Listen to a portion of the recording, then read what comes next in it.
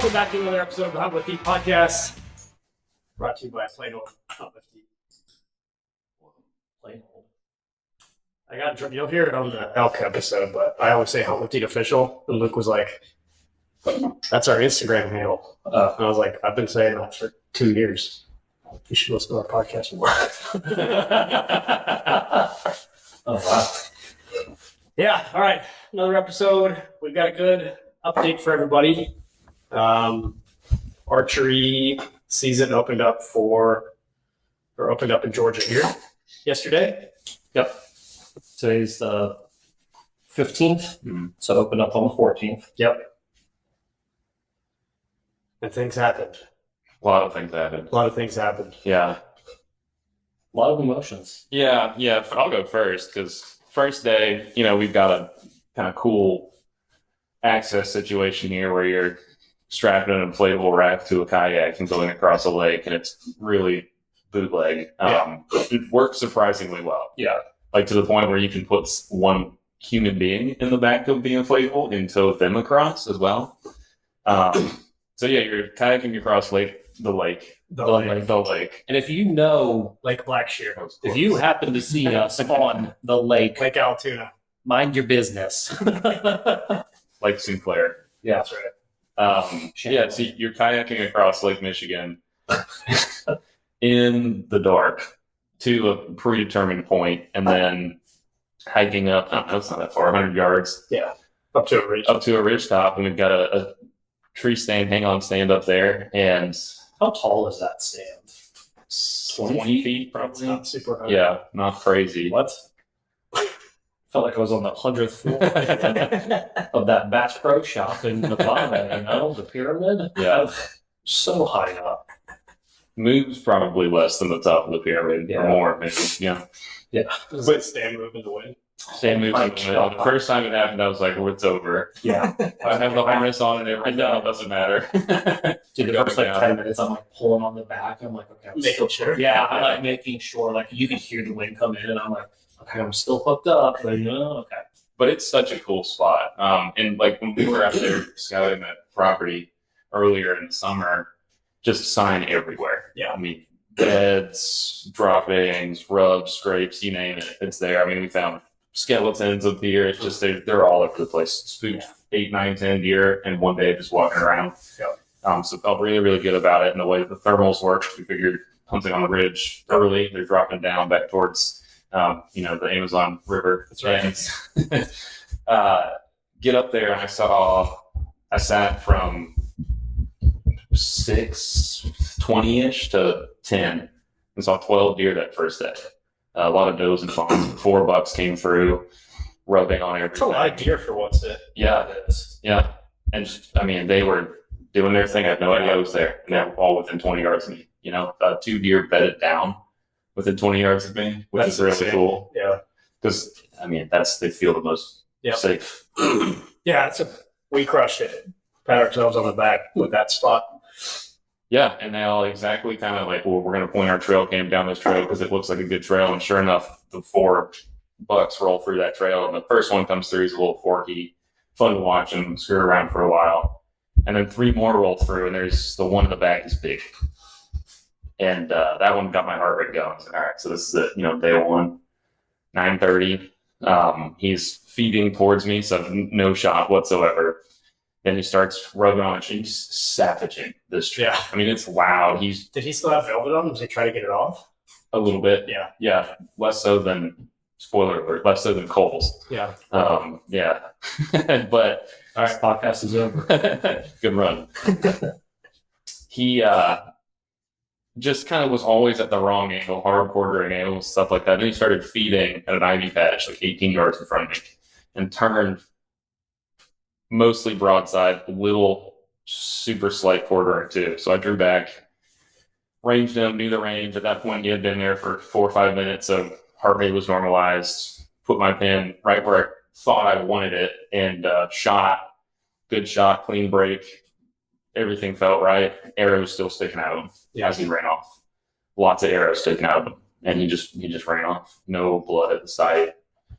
Nothing. I was aiming where I thought I should be aiming. You know, it wasn't straight up the leg; it was a little bit back, and maybe I pushed it far forward. Maybe that was too forward to aim anyway. But he ran off, and I waited in the stand for a while. I took a picture of the shot site. I took a video, me pointing where he was running. You know, just trying to get some physical data for whenever we went back out to track him, and came back out. What, 4 o'clock? 6 hours later. Yeah, 6 hours later. For 6 hours. Tried to look for him. It's a lighted knock, so I was figuring that would help us. But a rainstorm rolled through in between the end of that sit and when we went out. And there wasn't blood at the site anyway.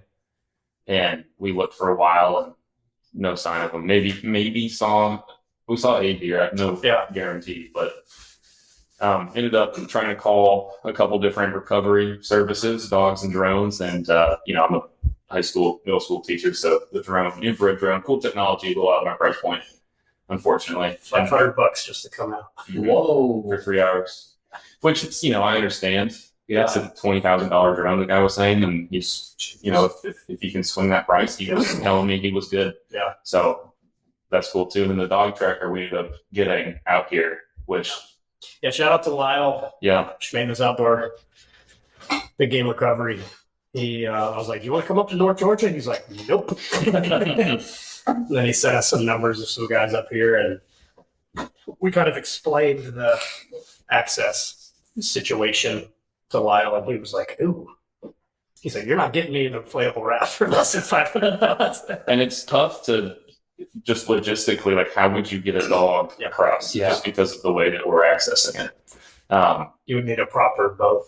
And there's not a boat ramp for 3 miles on Crater Lake, It's a bit of a problem to work. So we ended up, the drone didn't work out for me, and then called the dog guy, and he was game. I think he got peer pressured by Lyle a little bit, but he was a good sport. That guy's awesome. What was his name? Coda. Coda. Shout out. Yeah. Coda. Absolutely awesome. Coda.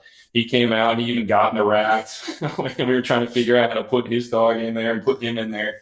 I think at one point the dog's nails popped the raft. We layered it with cardboard and I saw that this morning. some other stuff, but he ended up popping the bottom of the raft. And as we're going, he said, "We're taking on water." So we went and made land. And it's not far. It's not. just a couple hundred yards, man. Yeah, but we'll have to get Chad. Chad can throw a photo if people are watching on YouTube. We can post a video. Yeah, or we can post a video of of the situation here. Yeah, and so that didn't work. We ended up bailing on the raft, and then there's on the map. It looks as if there is a way to access this point from a road. 3/4 of a mile walk, and it is waist deep, beaver pond, thick that you can't get through it. I mean, Turns out you cannot. We tried for 5-6 hours to recover that deer, and it's the worst deal in the entire world. We could not find him. Yeah, that feeling does suck, dude. It's the worst.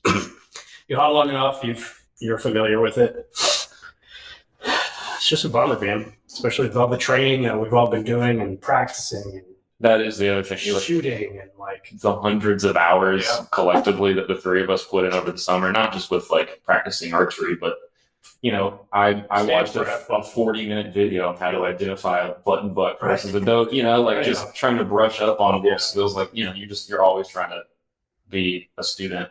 Yeah. And it can really suck the wind out of you. Yeah. And when it doesn't pay off like that, it blows. I feel bad. I told you guys yesterday I want to be a vegetarian and switch to squirrel hunting only. I did. I saw the biggest squirrel I've ever seen. It was like a house cat on the tree in front of me. It was huge. I was looking for it this morning. Never saw it. Saw a ton of squirrels, but never saw that one. Yeah. So it huge negative, obviously, for me on my personal hunt, but the spot and everything, all the summer work that we put in, it was good. Proven concept. Yeah. So. Yeah, the feeling sucks, man. And, the right thing, though, is you have to give a shit. You have to care afterwards. If you're like, whatever, no big deal. Right. We probably wouldn't be hunting together anymore. You have to care, but there's only so much you can do. And that deer may be fine. Could be. Yeah. You guys are hunting Crater Lake and you see a deer run around with a green snout stick out of it. Those things are tough as hell, man. He's probably like, oh, I got stung by me or whatever. Yeah. Run off. Yeah, still, but everything's a learning experience. And to your point, like, dude, we Yeah. tried so hard. Super tried. Yeah. Very hard without any blood to track a deer. And the dog, you were saying the dog can do it. Yeah. It's just we physically can't get a dog there. Yeah, they can. Those catahulas can, which is what Coda and Lyle have, can track based on his hoof sense. It's incredible. Yeah. Lyle doesn't use blood. His dog doesn't use blood. Tracks the scent of the actual deer. It's wild. Yeah. So while I was doing that, you were on the ground blind. I was on the ground blind, yeah. And this is Oh yeah. opening morning, same time as you. I'm at the ground blind, and it's not exotic to get there whatsoever. It's just a small trek down a hill onto some public land, and it was a little slow to start with, because I feel like when I went in there, I was like, oh, someone's gonna come up, and there's just gonna be a pile of deer coming in. 2 hours in, and I was like, what the fuck? There's not a single deer out here. This is stupid. What time did the first one roll in for you? Just like 2 hours after shooting light. Okay. So what was it? Like Shooting almost light nine. was 6:49. So yeah, almost 9 o'clock. They start slowly coming in, and they were mostly coming in pairs. It was mostly does and just like a younger deer with them, not fawn, but How many did you see? Double digits? yeah. You guys are so spoiled. Yeah. When I went down Seeing with Sarah today, I was like, it wasn't like, I hope we see Yeah. one. It was like, it probably will come in after 8. Yeah. Yeah. And they did. But like, It took me 5 years to kill one. On public. Yeah. We're not hunting on some high fence ranch. but I can't remember what time this doe rolled in, but she was by herself and just feeding along. And I got excited. I got really excited for this one. I saw that deer on the Tacticam, and I was like, "Ooh, real butt and buck activity right there." I saw her by herself. and I was yeah. like, hope he looks. Gets a good look. I spent more time looking. Yeah. Nothing wrong with shooting butt bucks. You shoot them when you want, but In Georgia, you only get 2 buck tags. Yeah. And it's day 1. Yeah. Yeah. But I felt confident enough where I was like, this is not a button buck. and you said she was like feeding down. Yeah, feeding down and towards me. Um, So, I mean, I just spent 10 minutes looking at her. And so decided I would, because it was first decided, like I saw the size and I was like, if that's not, if that's a doe, like that's a good sized doe for me. I would 100% take that. Also, you guys have both mentioned the deer are skinny right now. Yeah. We don't hunt this early traditionally. Yeah. We're a month and a half early than we usually do. So they haven't started putting on all that weight for Yeah. Which late fall and winter coming up. is what I meant. They are skinny right I now. like the big ass for pastrami. Yeah. Yeah. Gotta have it. That's why we're saving some of our tags for later. But no, she was feeding towards me. I got excited. I decided I was like, I'm gonna take this one. Felt right. It felt right. Everything felt good about it. So eventually she turns broadside, which I had to wait a very long time for her to stop feeding towards me. But I was also thinking about that mule deer that I shot in Montana. In the chest. In the chest. I had a frontal shot on that. Yeah. With a 30 caliber rifle. Yeah. I was going to clarify. At 15 yards. I was thinking about it. I was like, no. So waiting for her to go broadside, and it felt like it happened so fast. She goes broadside, and that's when I drew my bow. But I messed up. I think by the time I drew to the time I got that shot off, it was maybe like 6 seconds. I was too excited. My heart rate was up. I wasn't controlling my breathing. I didn't go through my shot process. Yeah. Everything was just like in my head. I was like, it's opening day. How cool would it be to get a deer on opening day? Mhm. And it's like, this is my first time doing archery. And I was just like, this would be amazing. And so pulled my release, and arrow went straight over her back. Thank goodness. Yeah, which I love a clean miss. Yeah. Straight over her back, ran off. I mean, I followed her for 45 seconds, just watching her. Couldn't see anything. Did not hit her. I couldn't see anything. Yeah. And she ran off just fine. And then I'm looking out to where she was, and I'm looking past. I'm like, oh, there's my arrow. So I get up. Well, I text you. I'm like, should I go look at this thing? Like, what do I do? And you're like, yeah, go take a look. Because I texted you saying I'm pretty positive I missed. Yes, arrow will tell a story for sure. Yep. And I get there, and sure enough, just clean, nothing but dirt. No hair, no nothing. Yeah. And so get back to the stand, and I was like, I don't know how I missed at 30 yards. And to put the miss in context, the three of us have been shooting together a couple weekends over the last couple months, just prepping for your elephant. And Cole has been in quarter-sized groups the whole way. The best shooter. The best of the three of us, for sure. Yeah. Yeah, and I wouldn't say I'm the best. I think I have good moments and I have bad moments. I just don't think. I think it's rare for all of us to have a good moment at the same time or a bad moment. Yeah. So there's always one person who's just kind of like sticking out. But I'm sitting there. I'm like, I don't know how I missed it 30 yards. I really don't know. So of course it was a bummer of a morning because then you came back telling your story. The boys' morale was low. It was, yeah. There was a lot of tequila happened. And I was up at the house just drinking coffee, waking up with the kids because I got home from the elk hunt the night before.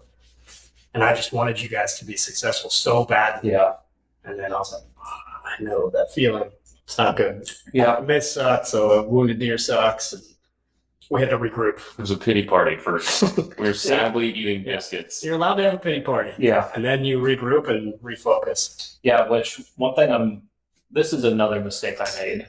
And I don't know if it's a mistake or not.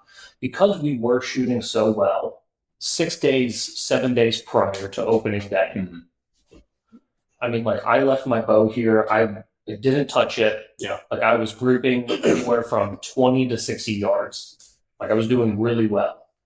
Left my bow here. And then I showed up night before opening day. I didn't shoot my bow. Yeah. Which, generally speaking, hindsight, no. Before, like, especially if you're traveling or whatnot, but like just confirming zero, making sure everything's still good to go. It didn't get bumped, nothing changed. And so that was a mistake I made, was not just taking the 10 minutes just to pick up my bow and put off a few shots at 20 and 30, because those are the primary distances for where our stands and the blinds are. So that was a big mistake on my part, because when I came back, I was standing at 30 yards. And sure enough, it went straight over the decoy. And I was like, I'm shooting high all of a sudden. Straight into my chicken coop. Straight into your chicken. Grouping in the chicken coop. I was grouping. I was grouping in the chicken. It's your whole shot process was good. You were still... Yeah, so it's something happened. Something happened. I still don't know what it is, but I basically was just like, okay, let's start over, So...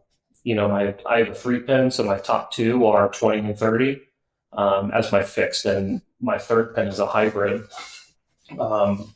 So I was just like, let's just start over. Let's get at 20, do the micro adjustments, and let's get back at that point, because I wasn't going to go through the whole thing of like, okay, you need to find your 30, mark it on your sight teeth, then go find your 60, mark it, and all this other stuff. The other thing I want to clarify too for listeners is we did shoot broadheads, so it's not like your bow is out of tune. Your broadhead flies different than your field points. Correct. Yeah. So did a whole weekend of broadhead testing. We did a whole weekend of broadhead testing. So it's like it just chalked it up.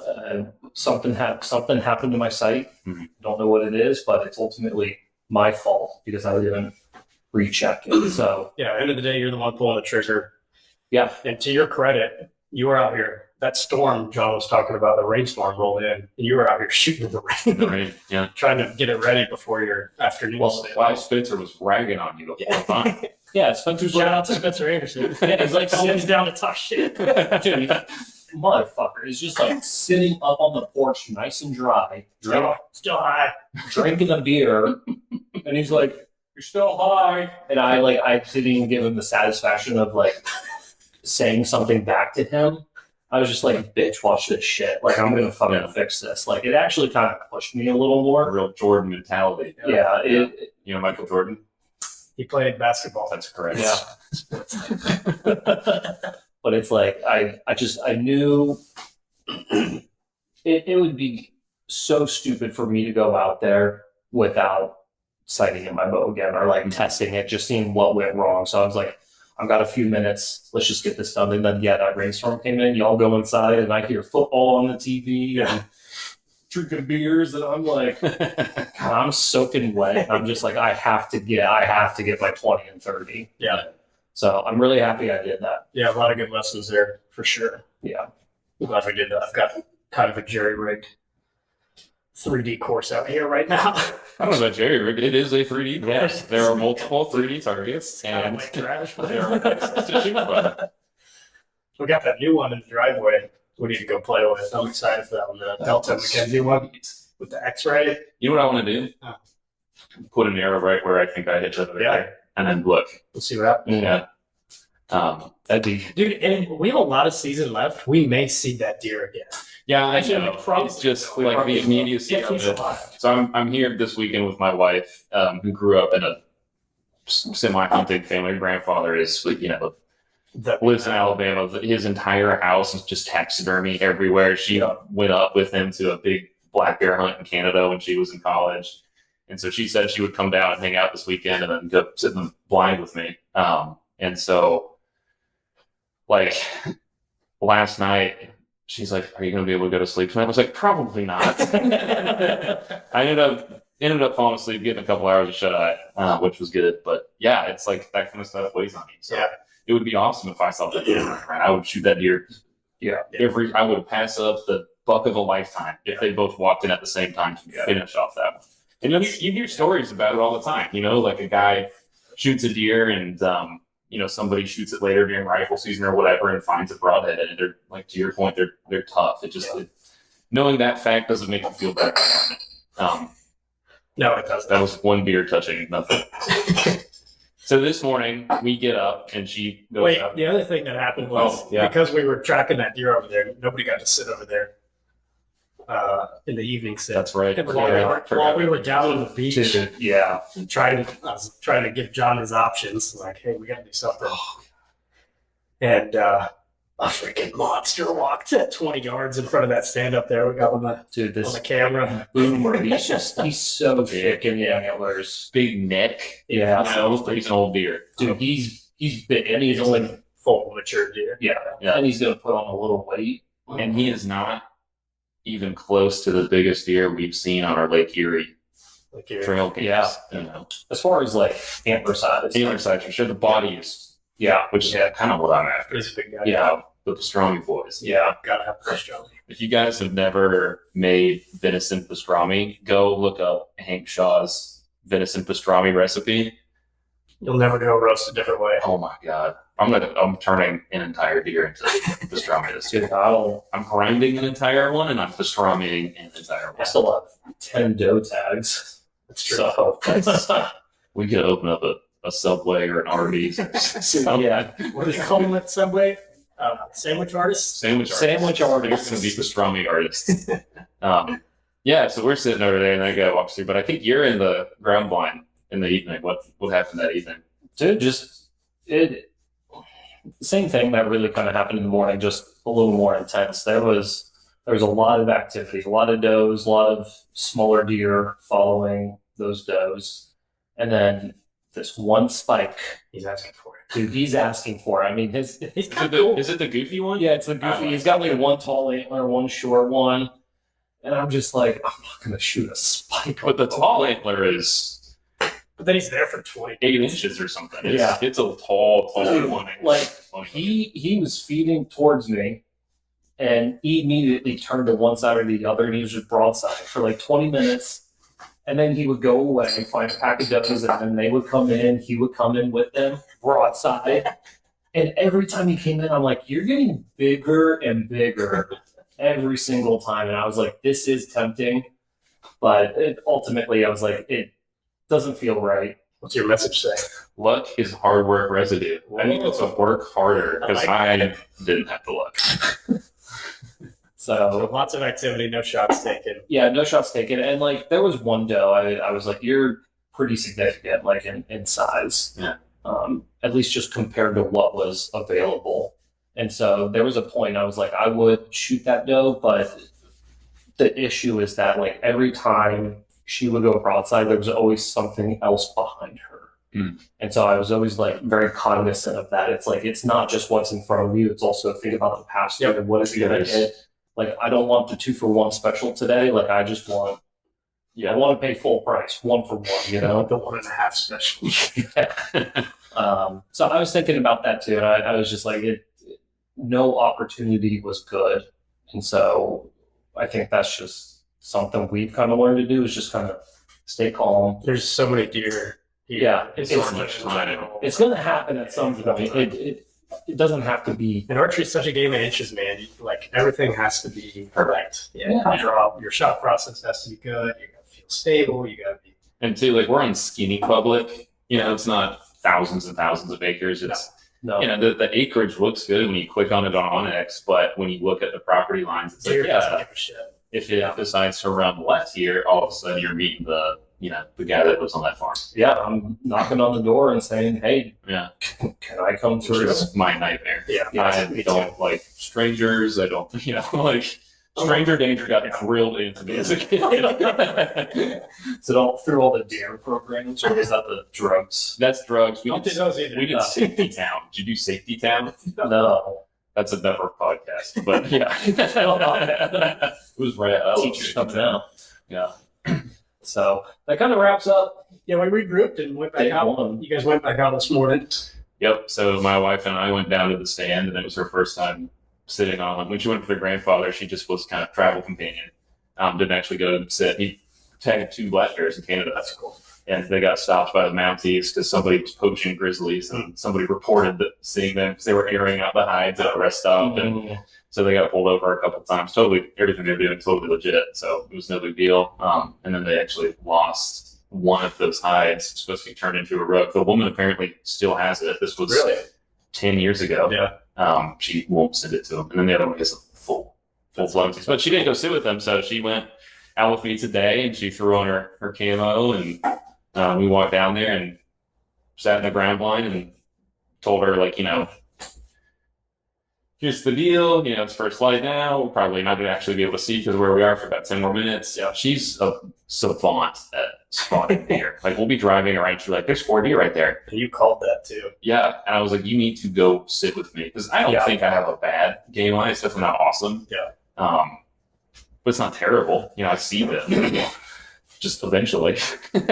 She'll spot them in the middle of the woods when it's dark. Yeah. And so we're sitting out there, and I said probably 8 o'clock we'll start running around, like 8:10. She's like, there's 2 deer coming, one of them's a spike. I was like, what? Where? I got the binoculars. She's naked eye, I'm looking around, and like sure enough, like 30 seconds later, I finally see the doe coming in, and it's a skinny doe, and then the spike behind it. The antler on the spike is maybe an inch and a half. Yeah. I was like, how the fuck did you see that? And so we watched them for a while, and the binoculars, both super skinny. Yeah. Super, super skinny. But I did an exercise the entire time. I've knocked an arrow. Shooting at the ground blind would be tough.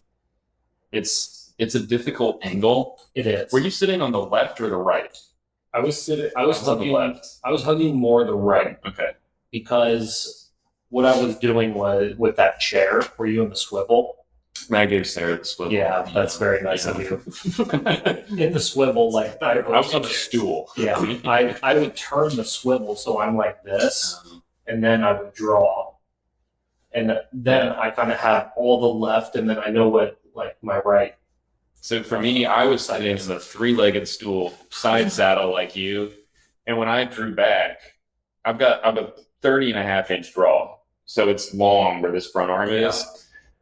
I've got most of the front of the bow sticking out of the ground blind, and so I can only go probably 6 inches. So it's a tight shot window for me out of there. I think it's tighter just because it is archery. I think if it was rifle, you'd have This rifle would be all the space in the three world. deer on the ground. Yeah.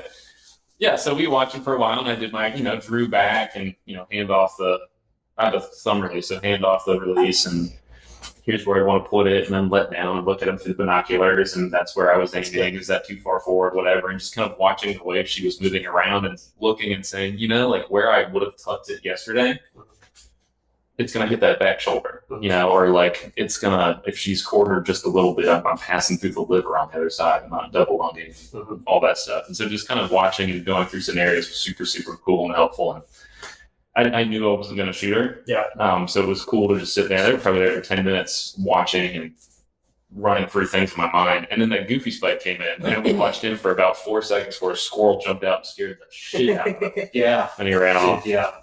And about that time, we were from our little group text. About that time, Cole sends us a pretty sick picture from his spot. He kayaked across like That's early a this morning. Yeah. Went across the Atlantic Ocean, decided I was going to hunt the Strait of Hormuz, and which was awesome. Like last night, I think I was just nervous because like you're doing it by yourself. Yeah, it's in the dark. It's in the dark. You're going across a body of water, which is known to have a ton of bodies at the bottom of it. Fatalities Sharks. every year on this estuary. Yeah. And I'm thinking about like, I think about that Lord of the Rings scene, where like the dead people in the water and come up and get Frodo. I'm like, that's gonna fucking happen to me. But you know what? After like when I went out there this morning, it was so nice. The weather was great.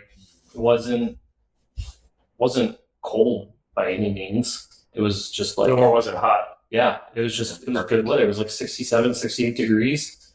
Besides the wind just blowing in and trying to get offshore a little bit. Mm-hmm. It was a great time. Like I turned my headlamp off. I was looking at the stars, just kind of paddling. I was just kind of taking it all in, calming myself, calming my nerves. And then, pull up on shore, come to find out, I didn't know that raft had a hole in it. So now all my gear is soaking wet. Everything. Like I brought an extra pair of socks in case like my socks got wet. That was so smart too. I brought your jacket, which I should probably take out of my bag because it is still soaking wet. Yeah, almost. My extra headlamp doesn't work anymore because it's soaking wet. Like everything just freaking stopped. But I'm really happy. Like there were 2 things that did not get wet, and that was 3 things. My bow, because it was sitting on top of everything.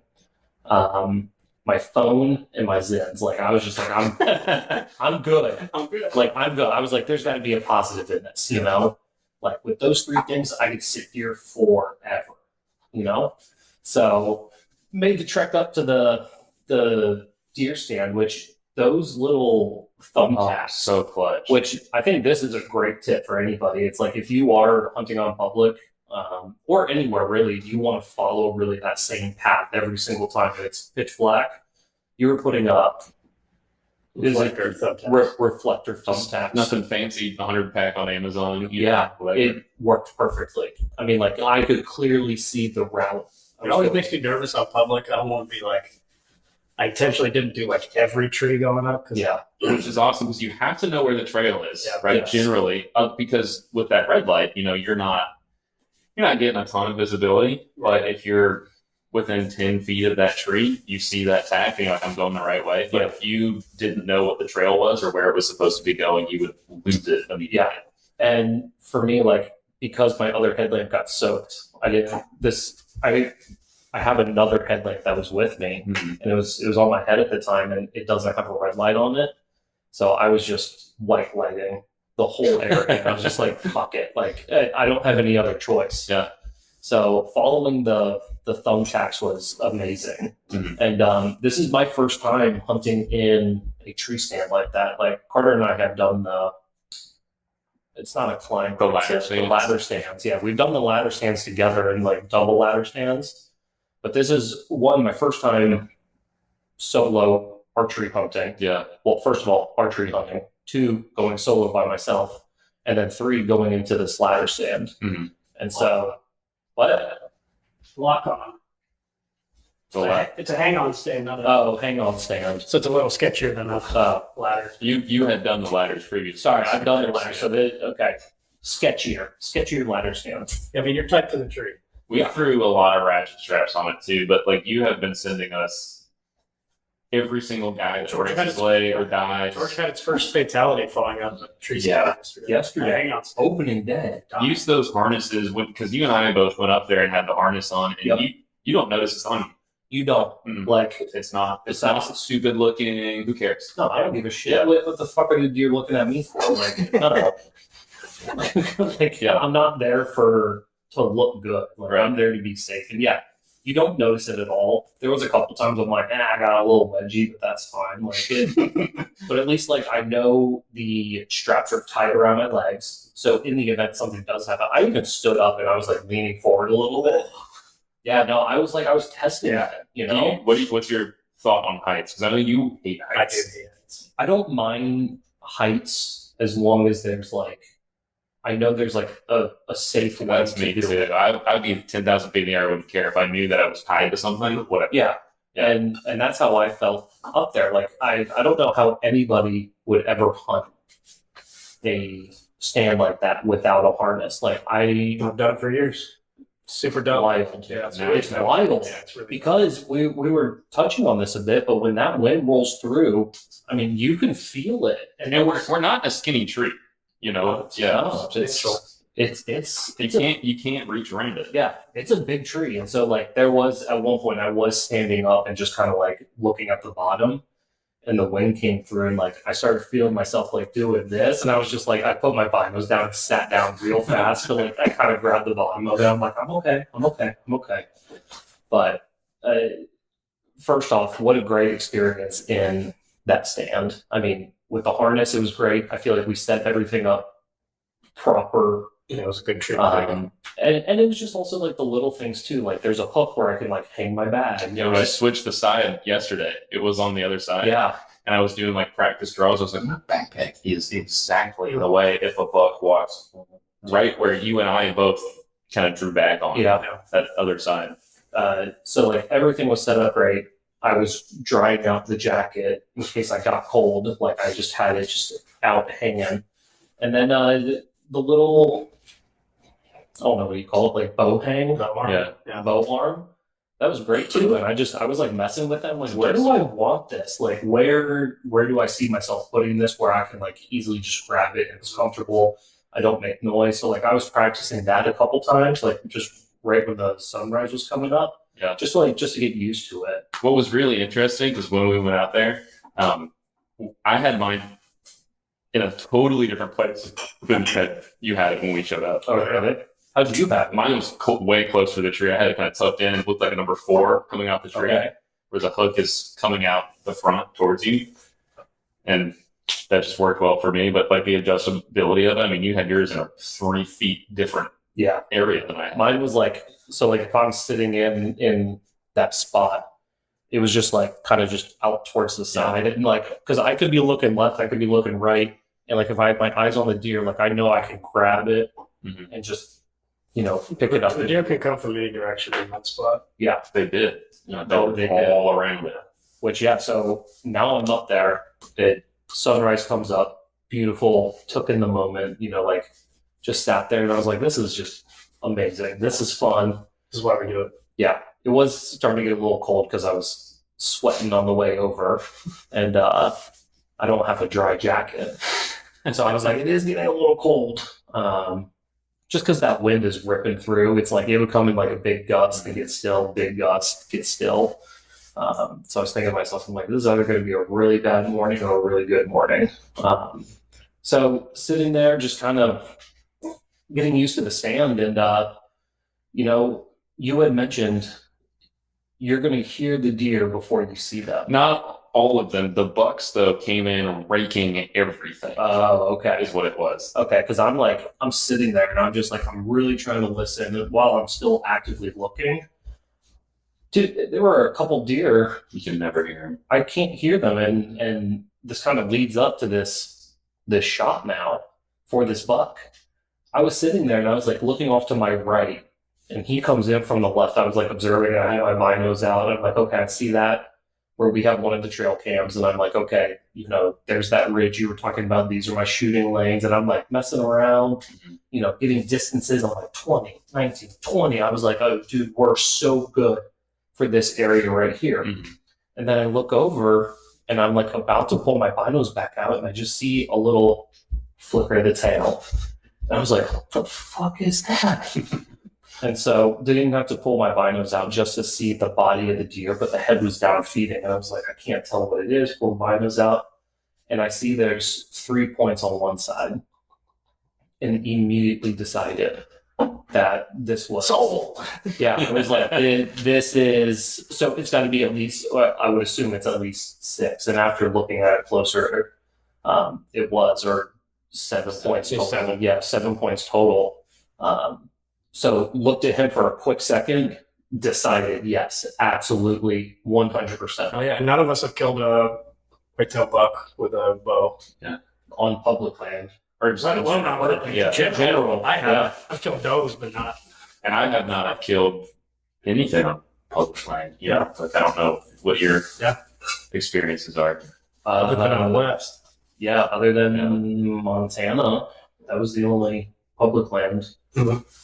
As people like to say, I've had the silver spoon up my ass for quite some time. Thanks for it. Yeah. There was one podcast. They were like, "Oh, you ever killed a doe?" I was like, "I've only killed bucks my entire fucking life." Can I interest you in giant bucks? Yeah. They were like, "You never killed a fucking doe?" And I was like, "Never killed a doe." This hunting thing is easy. You just shoot bucks, and then Robin buys you biscuits. I think my buck to doe. Dude, I think my buck to doe ratio right now is like 9-1. It's ridiculous. We're gonna flip that. Dude, yeah, I'm gonna kill 8 does this season just so we can even things out. But I see this buck now. I'm like, I've decided in my mind. So he's close. He's close. He's probably I ranged him originally at 26 yards. Yeah. And I was like, this is great. This is absolutely perfect. And so just the way he was coming in, he was going to be broadside to me the whole time because he was coming around the back and feeding. Now you're facing towards that slope going down towards the water, and he's feeding from right to left. So he's broadside the entire time. And there was a window of opportunity. He had moved from the original 26, and there was a window of opportunity. And I was like, he's staying there for a second. So like I put my release on the D loop, and I'm like getting ready. But then I was like, I don't know the distance on this one because the difference between 26 and 20, especially with archery, is huge. So as I'm going to reach for my rangefinder, you know, because I've got Oh, dude, I forgot about this. As I'm going to reach for my rangefinder, you know, because we have our bino harnesses on. And We've got to get a camera. Like Yeah. a GoPro or something. Dude, I'd yeah. pay to see this. Dude, okay, I'll start getting one.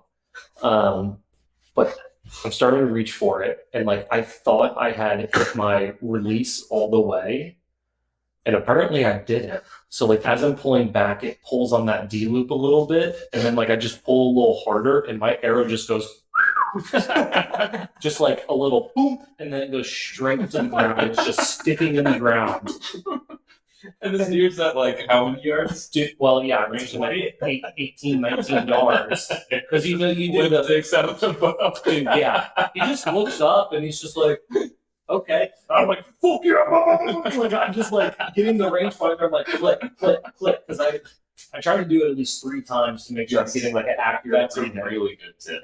Yeah. Because you know you could be hitting something. You could hit a small little stick and it's going to give you a wrong reading or a branch or something. And it could be something too where like, you know, if you're out in your backyard ranging your archery target unknown distance and you're like 7 yards, I'm definitely like 40. Yeah. You know, go again. Yeah. Versus if you hit us, it's like 22 yards versus 28. Yeah. Yeah. 100%. Yeah. Yeah. And so ranged them, got it at like, Got another arrow. yeah, 18 yards, got another arrow. And I was like, thank goodness, you know, he didn't spook. He just kind of looked up and he's like, okay. And I think it's really lucky because I think at the time that arrow fell, a big gust of wind was also coming through. Yeah. So I think just the movement of the leaves and all that really distracted him as well. So he probably thought it was just like a squirrel messing around in a tree and just dropped something. Yeah. So that's what I chalked it up to be. And by the time I got my arrow knocked, he had moved again. And what I had thought was roughly the same distance, but I said, hey, don't be stupid. You have the equipment. Just pull out the rangefinder. Just click it again. And come to find it, he was like, what did I say, 16 yards? 17 yards. And so I was like, okay, I got my top pin for 20. And then I started going through my shot process, which one thing I've added, I don't know if you've told anyone your shot process. Maybe that's something like personal to you. One thing I've added was, and I don't know why, it just made me think of it, but in The Patriot, Mel Gibson. Aim small, Oh, miss small. that's awesome. But he said, or one of his kids says, they talk about aim small, miss small, but he also says, Lord, make me fast and accurate. And that's the last thing I say to myself. I'm like, aim small, miss small. Okay, let's make this fast and accurate. Yeah. That's just what's going through my head at the time. It's good, dude. Adding steps to your shot process, like Joel Turner, who runs Shot IQ, who teaches how to get over shot panic. He's like, don't mess this up. Don't mess this up. Luke is like, Luke's like, don't fuck this up. But, Yeah. Steve Renella has on his book where he talks about like as a kid, he's like, not to be calm or whatever. Yeah. Mine rhymes too. Like all of ours are very different. Mine is of like a rhyming. It's like a poem almost. Like you go through just every 3 steps rhyme with each other, and so I know like I have to get through that before I go. And like I like yours at the end. Yeah. That's awesome. I just Lord, make me fast. yeah. And he's like, see you, redcoats. See this shit. And so I'm in full draw. I'm watching him, and he's still kind of slowly moving, and there's a couple of small branches that are in the way. So there was a couple times like I took my eyes out of my peep sight and like looked, because you're focused on just that much. Like you're drawn. And I'm drawing, yeah.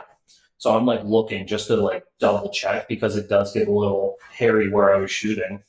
And then I was thinking about, Are you standing? what's it? Yeah, I'm standing. I'm standing, and I'm basically I shot mine seated. I didn't know that. Yeah. No, I stood up because I had to turn around. Yours is behind the tree. Yeah. And to get a shot off. But then I started thinking about your shot, and we were talking about which leg was forward when you shot. And I had noticed, that I'm looking at his left side. And so his left leg was back and the right leg was forward, which puts the shoulder up. Mm-hmm. And so I told myself, okay, where I would normally shoot, I'm going to take it back and try to like hit the third or fourth rib, just so that we're not trying to, what do you call it? Just like thread the needle on that one. And this is after hours of this exact conversation yesterday. Yeah. And it was just, I was actually really happy with myself that I thought of that. And I was just like, okay, let's just take it to the back a little bit. Like, let's just move it. And once I felt comfortable, I had no shakes. My breathing was great, and then on my last exhale, and it actually caught me by surprise, which I was really happy with. Yeah. Because like I'm sitting there and I was just, and then it caught me by surprise, or boom. And just like when we're shooting the targets, you kind of just know where that arrow is going to go. I knew I had hit back. That was positive. I knew that. But then obviously I started to black out. Of course. Not obviously, but I feel like most people do. They're just so excited. And I heard that distinct sound of just like punching through that body. I did not see him kick like we normally would, because I've only done rifle with whitetail. You get that big kick. Yeah, it's dead. And you're usually just like, quit, just wait a few, and they're dead. But I saw him run off. He had slowed down at one point and then continued. And I was like, okay. I felt good through my entire shot process. I felt good about everything. And then I'm sitting there, and I think I waited maybe 2 minutes. And I was like, oh, what if it wasn't as good as I thought it was? I play the what if game so bad, dude. And I think this is something I need to work on, because I started doing the what ifs. I left all my shit in the stand. I was like, I gotta go look at this arrow. I have to go look at this. What you should not do. Yeah. Well, and the what if game is tough too because of the day we had the day before, where it's like every what if was The miss. the bad what if, you know. So the what ifs creeped in. Is Carter gonna yell at me? Yeah. So I did I send? Yeah, I We went sent a down. picture of the arrow. I went down. I looked at the arrow, and everything about that arrow tells me that was a good shot. Everything about it, bright red blood. The entirety of the arrow. Arrow is supposed to be yellow. Yeah. Yeah, Was red. it was red. Fletchings, knock, everything. Yeah, I mean everything soaked in blood. I saw a good splatter at the site. Sent you guys a picture, and Carter says, "Get back in your fucking stand." I said, that's a good look at I sent a stream of texts. Yeah. What was it? How far was it? You know, what do they look like when you hit them? Get back in your stand. But Yeah. you did not black out too badly to the point where you knew the path that it went, and I think that's Yeah. really important. It's like just kind of I had heard, I don't remember where I heard that, but that's why I took that picture. I took the video because like once you get down out of the stand, it's Completely impossible. different. So here's where it was: draw a red circle, Yeah. and your edit on iPhone, right? And then hit the video and draw. Here's where it goes. Yeah. And you were still able to be like, here's exactly where I saw that run to. Yeah, and I think that's something I have been working on because, and you can attest to this. Like my biggest issue is after I take the shot, like everything goes blank. Like Carter's had to coach me through every little thing. He's like, where'd that deer go? Where did you hit it? Where did it run to? Oh, by the way, reload. Yeah. Because we've only done rifle. Yeah. And so every time I take a shot, I'm like looking, I'm like, oh, where'd it go? Like, reload. Yeah.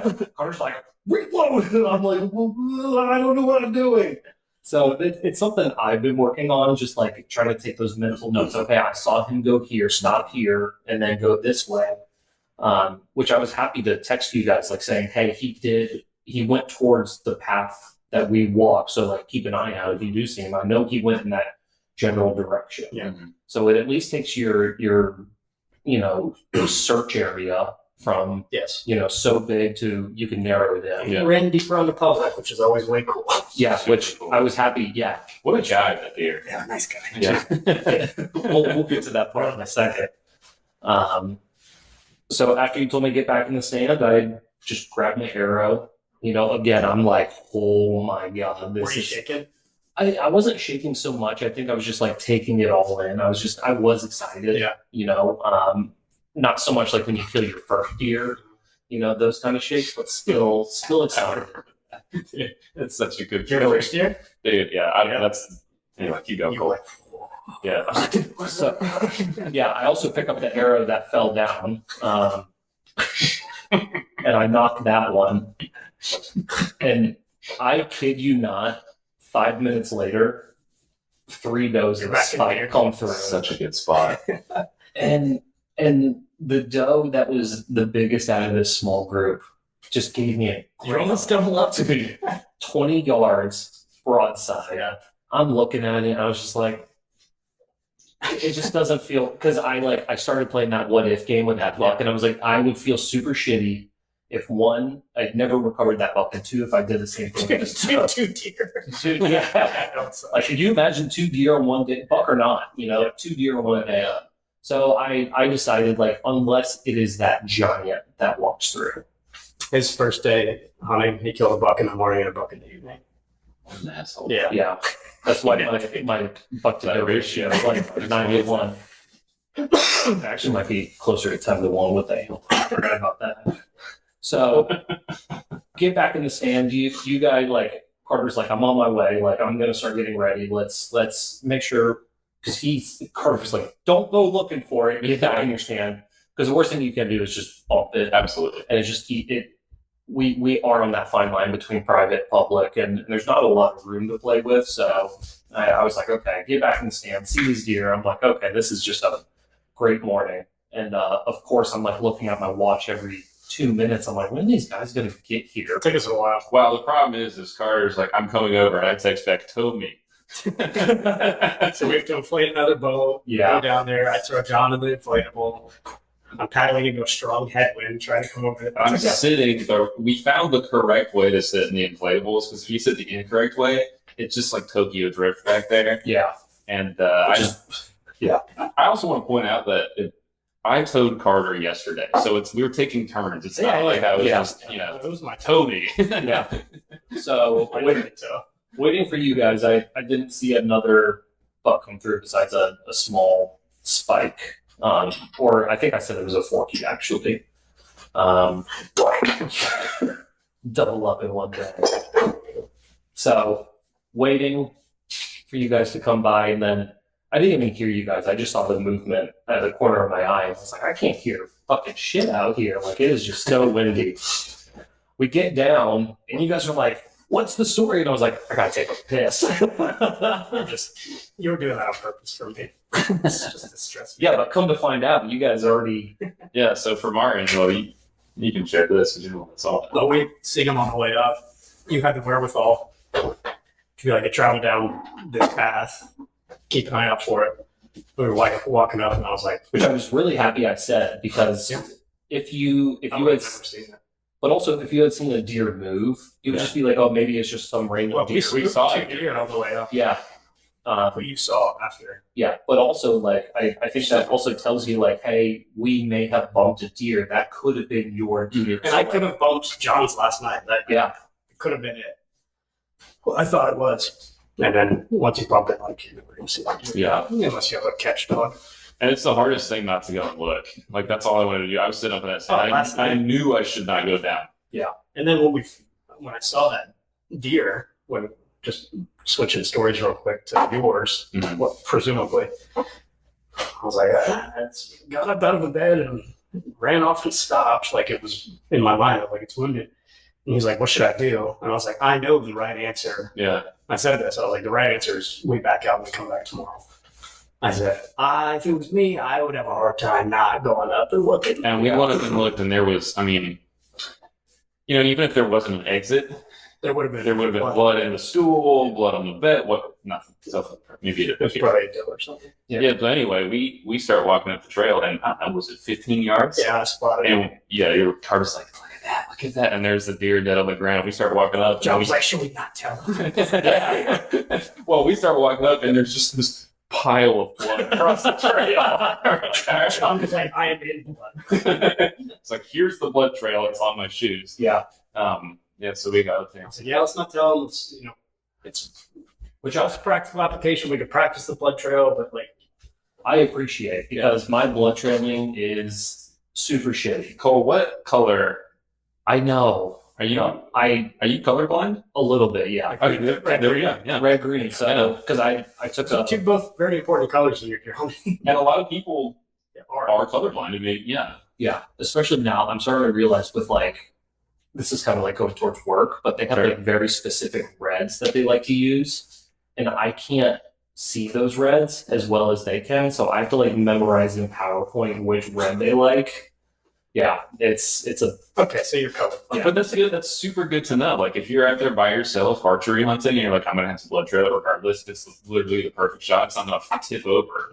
Like if you're rifle hunting. But it's like in big piles of blood I could see. But you guys were finding like the tiniest little bits that were like under leaves and all this stuff. So back up. I'm taking my piss.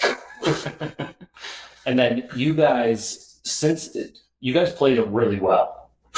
Not telling you. Not telling me. We're teachers, man. We're bullshit artists. You were like, oh my shit's so up to blah. I just wanted to go, your ears right there. Yeah, I was complaining. Like, I was like, all my shit's soaked. Like, this was just a little bit of a rough start.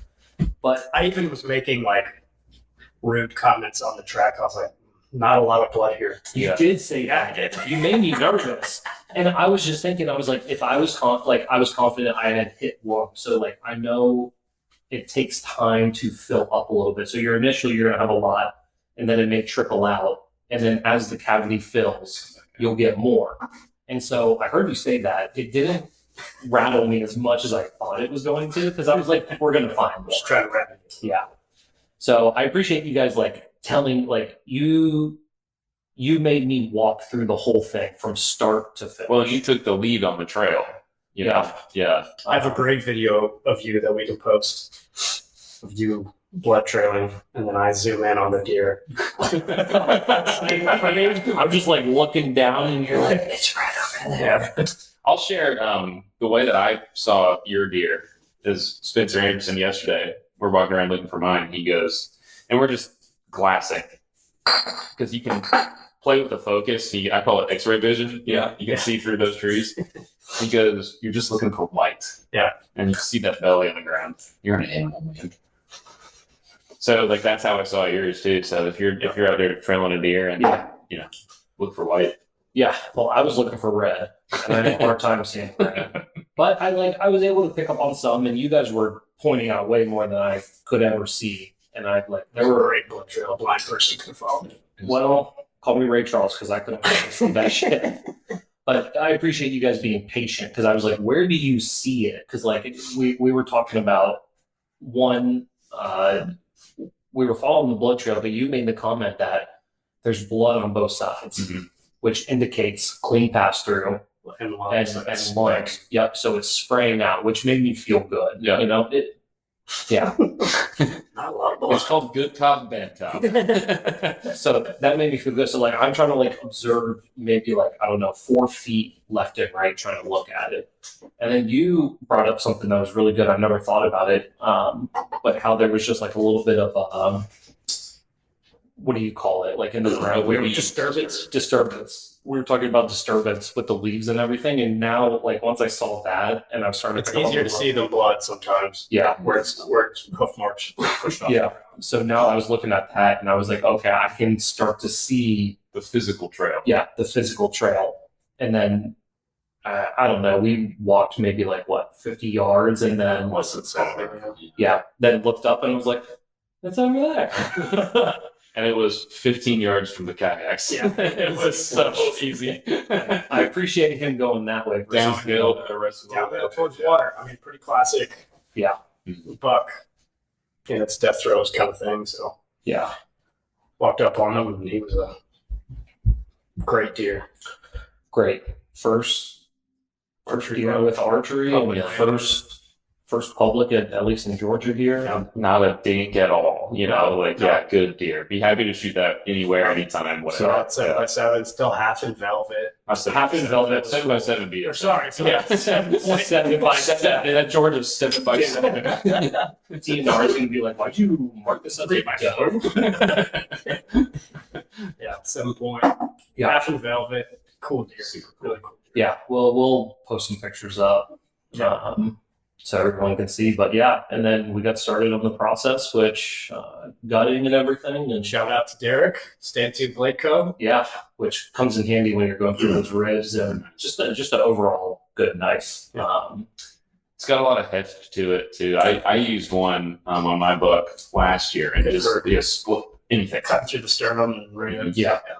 So that's always a great feeling to use it.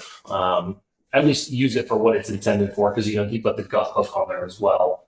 So I think it's more of a specialty knife, that he had made for the HLE team. For sale, by the way. Fenrir. HLE Fenrir. Go buy one. Yeah. So also Super cool looking too. Yeah. proud of myself for not throwing up while gutting that deer. You tagged it first. Tagged it first. Be clear. Yep. Tagged it first, which Georgia actually has a really good App. Awesome. app Yeah. for all of it. Because it's a one-stop shop. Yeah. But paper tags, just do an application, for your phone. Well, it's funny, like you guys are hunting out west, and I was like, well, how come you have to zip tie paper to the horn? Yeah. Yeah. And then you're dragging it through camp and people lose it. And if you lose your tag, it's no bueno. So gutting the deer, I was actually just like really happy with, because one, it was first time. Good practice. Yeah, first time I didn't freaking yak everywhere, because for some, I don't know why, every time. But after doing the antelope in Wyoming, I was like, nothing is worse than that. The antelope is disgusting when you're gutting it. Absolutely awful. No. it's a weird feeling. I think everybody kind of approaches it differently. Like I remember talking to people about like my first few hunting experiences, and like they're definitely animals. Yeah. When it's on the ground, at that point, it's like food. Yeah. Yeah, and then so it's like it's a weirdly personal but impersonal process, and it's like You got to be quick. that's part of it. It's what you have to do. Yeah. So, I mean, we got it done, you know, pull the heart out. So we have that now. And I'll marinate that for you before we leave. no, whenever we're going to see each other next. We can cook it next week. Yeah. Okay, let's back seal it for freezer. Yeah. Let's do that. Yeah. Whoops. Chat, edit that out. So then just the whole experience is just fun because now we're dragging this deer downhill. We have to put it in a raft attached to a kayak, Dude, and get it back across. that shit was the best. It was the best, and the was word so silly. Silly is the perfect word. That's Silly. what we all said the word silly probably more times Yeah. today than we did since we were 8 years old. It's literally silly. I giggled like I was 8 years I old. did too. Yeah. I'm in the back of the raft playing sea shanties. I was playing sea shanties in my kayak. Like Carter's towing me, Cole's in front of us with a buck and a raft with a hole in it, and he's kayaking, and we're all giggling. That raft got a ton of water. Yeah, it did. When I dumped it out when we got back, it was like half full. Yeah. Yeah. Now you know why my shit was soaked. But we, It cleaned it out. the raft has two. It's like a tube air. I don't know.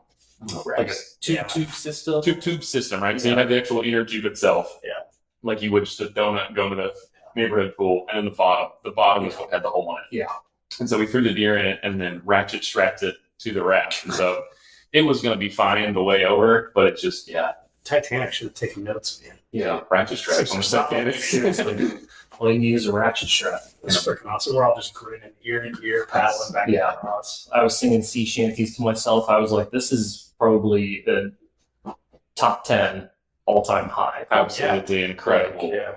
morning. And it worked. Like all of our planning and the silly And I cannot believe that it did. tow ropes and I think I told inflatable boats. I told Carter, I was like, how fun is it to see a concept like come to life? The A-team, I love it when a plan comes together. Like everything, the summer scouting, but for you, like the practice and adjusting your sighting the day before and everything, and just like the way that the logistics of the travel worked. And so many things had to go right. And they did. And it all did. So now, That's what keeps you on the hook. Yeah. Bow hunting keeps you coming back. And it's such a highs and lows. Yesterday we're down in the dumps, and today there's a couple things that I really, really, really enjoy for the reason that I get as excited for other people as I get for myself. Like working out, if I have a friend that hits a PR, it's like I've hit a PR.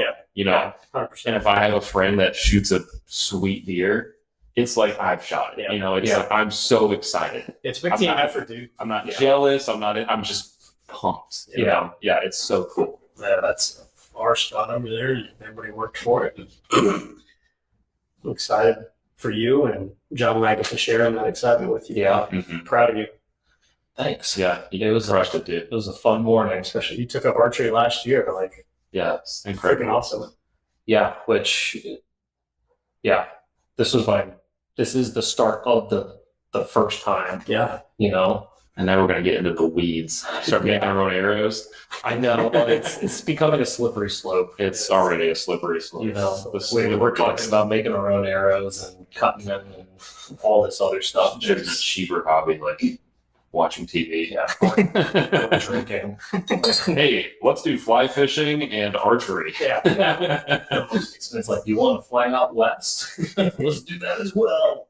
Carter, let's go hunt New Zealand and go see Hobbiton afterwards. Yeah, actually, man, that'd be cool. Get a red stag and then Red stag would be cool. Since dinosaurs. yeah.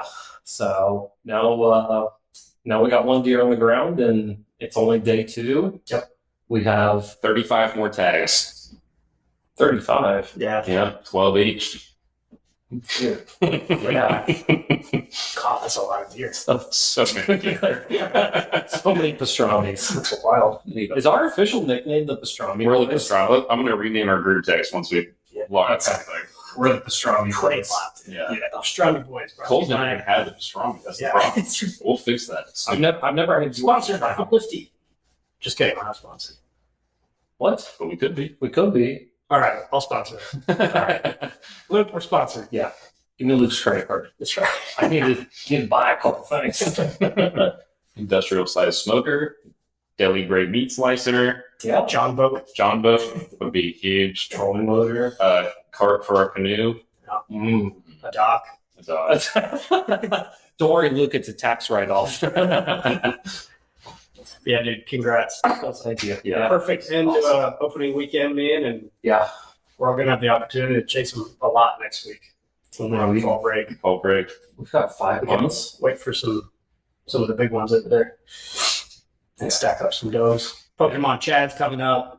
I'm excited for It's that. going to be good. Both Pokemon chat. Yeah. Gold Island. If you know, you know. Which none of us do except Except for Chad. Only people that ever seen the show before. That's right. You got any closing thoughts, man? I'd like to do some like just lessons, things that we learned, things that other people, because you're new to archery. I'm a new hunter, just in general. And you watch a lot of hunting media, and it's just dudes that have been doing it for 30 years, and they skip over so many things. I'm like, yeah, but what about that?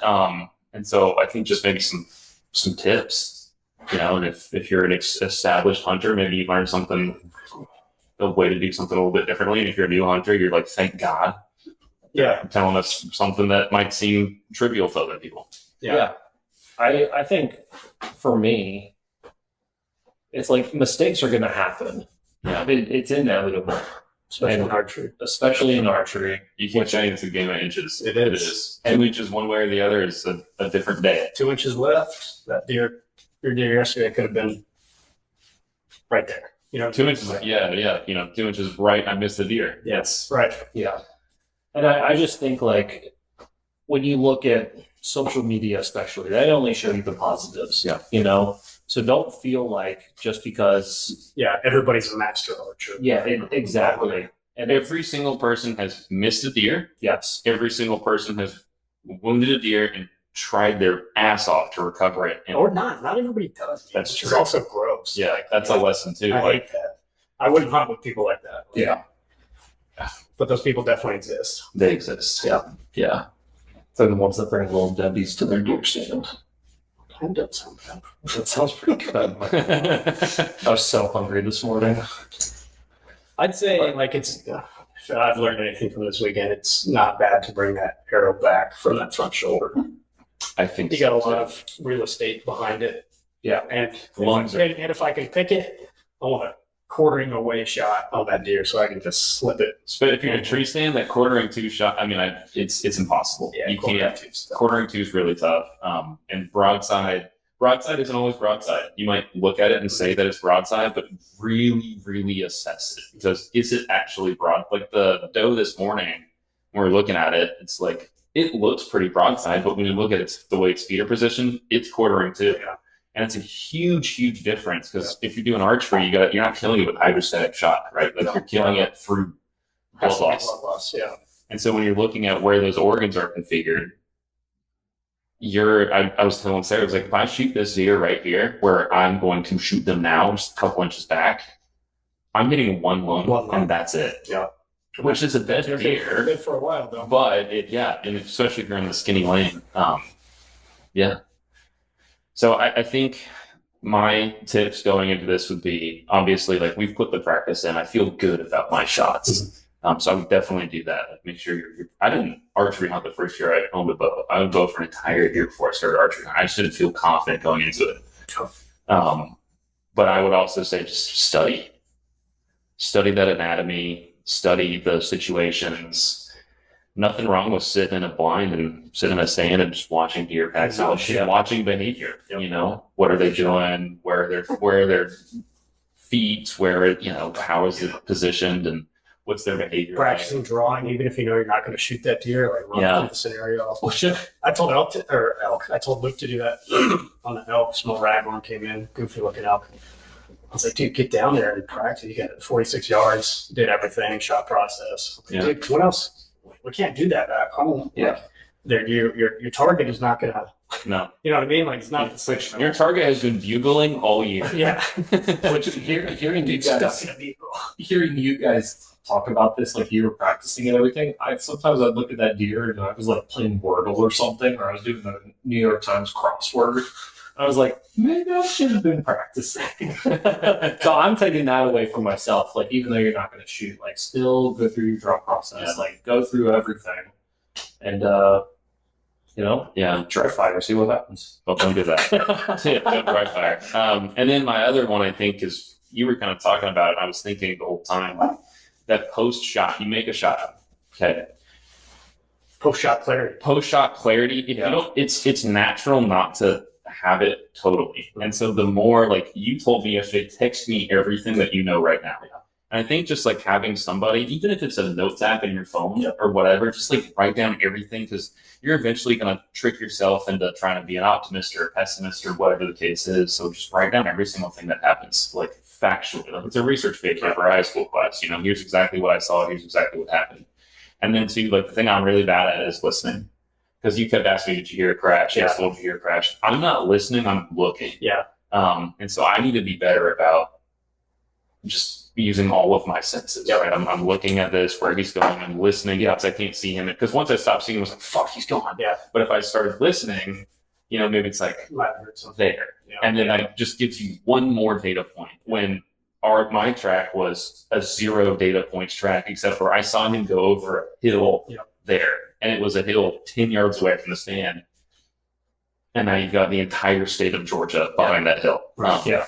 So I think just post-shot clarity, just being really, really intentional about it. You're going to be nervous. You're going to be excited, whatever the case is.